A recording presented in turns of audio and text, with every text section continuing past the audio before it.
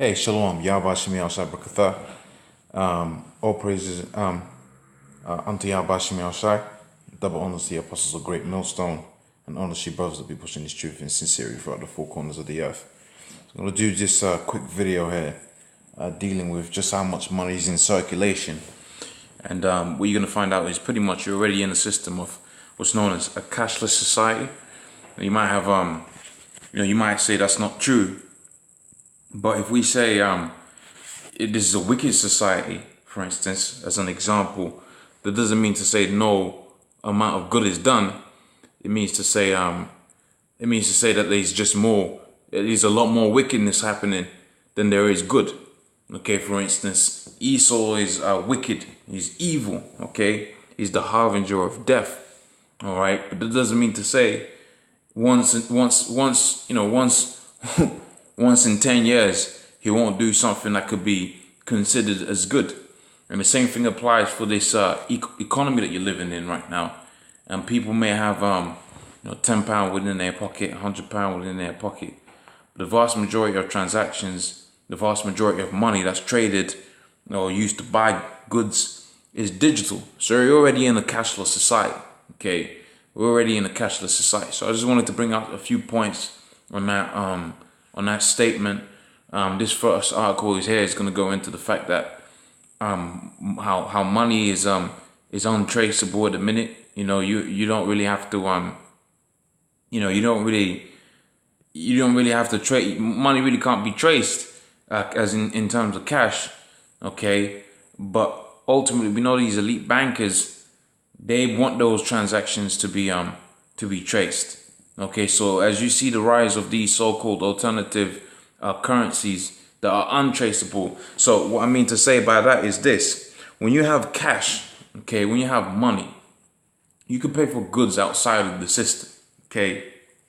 But when you have it to where the banks are pushing a digitized means of transacting, okay, then you have a problem of that being traced back to you, okay? The same can be seen through money laundering and so on and so forth. So now you got it to where the resurgence of cash and the the thing of not being able to be traced, okay, is being seen with these so-called alternative digital currencies, Bitcoin being one of them. Okay, you can use it like cash in that you're not gonna have no traceability back to the person that purchased whatever they're purchasing. Okay, but there's gonna be countermeasures to that. Okay, and that's gonna all end up in the chip. So let me see if I can find the exact place I wanted to be on with regards to this. Okay, so excuse me, this is not really put together over a long period of time. I just put these things together from some ideas that I come up with, and it's not always as best planned. And but Lord's will, it's gonna be still of edification. Okay, so let's see, where is it? Where's the statement they made?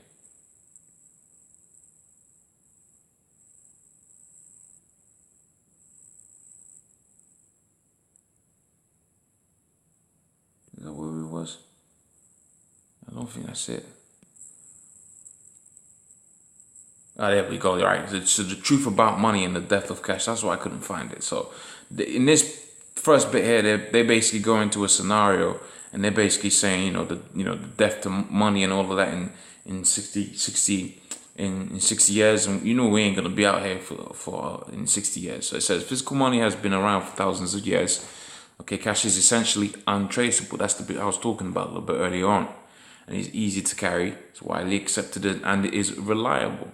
Okay, that's why you got the rise of these alternative digitized currencies, because when you're moving ever larger sums of money within this kingdom right now, you do it digitally. Okay, whether you're paying for rent, car notes, or whatever, taxes, whatever. No one really pays for anything via cash. Okay, and what I mean by via cash is you go to the bank and you take money, as in the actual tangible money for it. You do a digital transaction. Okay, but that's traceable. That's why you got it to where people are are going towards the Bitcoin, etc., etc. Right? It says if the power goes out, and then there's a blip in the electronic system, that makes the online commerce will go to ground. Okay, cash is there. And said if someone wants to buy something without anybody tracing it back to back to her, right? Cash is the way. I don't know why it just says her, because that's strange. So I'm suspecting this was written by a woman. Okay, so it says someone wants to be certain that their form of payment is accepted. Cash is the best bet. So that's what they're saying. So it says simply no alternative system of payment that is as convenient, reliable, and anonymous. Bitcoin is anonymous but currently unstable and inconvenient. Okay, credit cards are widely accepted, etc., etc. Okay, so that was the premise I was going into, and you're seeing how they're seeing some of the alternatives in there. But really, the point I was looking for was just how much money is actually in circulation as physical cash. And from this article, you're gonna see that we really are in what was known as a digital cashless society, as in the vast majority of transactions that happen are cashless. Okay, so let's carry on with this. So it says how currency works. It says since money is merely just a representation of value, it didn't take people long to realize that they could just send the information about money by telegraph or other electronic means, and it was just as real as sending the money itself. So after World War II, right, banks would record information about the day's transaction onto large magnetic reels, right, which were taken to the regional Federal Reserve Bank. This system eliminated the need for large denominations that were printed prior to the war to facilitate the large-scale transfers. Okay, today the 500. What I mean by denominations, they're talking about bills. So if you're doing £1 million transaction, you're not going to do all of that at once. Okay, you're going to do it by the largest denomination, which is going to be like $10,000 bills. So it says today the 500, the 1,000, the 5,000, and the 10,000 bills printed during this period are very rare, though are still in circulation. Okay, so it says later wire connections were established between the banks, so transfers could be sent directly. And large denomination of bills is or the lack thereof is an indicator that you're in a cashless society. Okay, that means to say the more 50s you have, the more transactions that are happening, okay, via cash.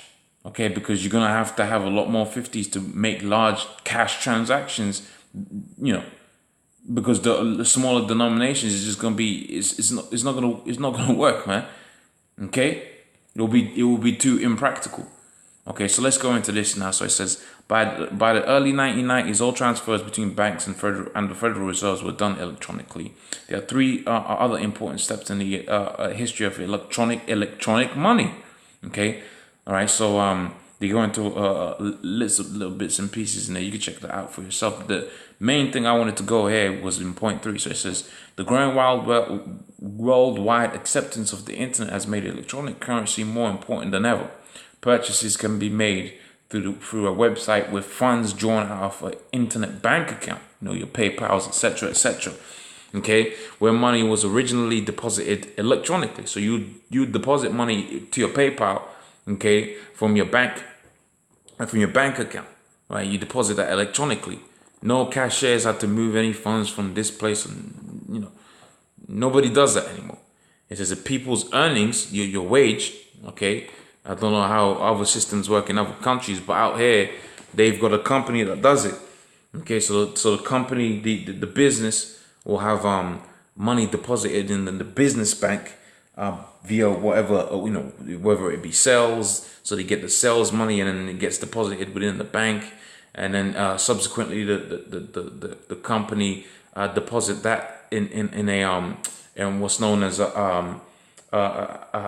another company that's gonna deposit it in each employee's account. Okay, so it's all digital. Okay, people are earning and spending without ever touching it.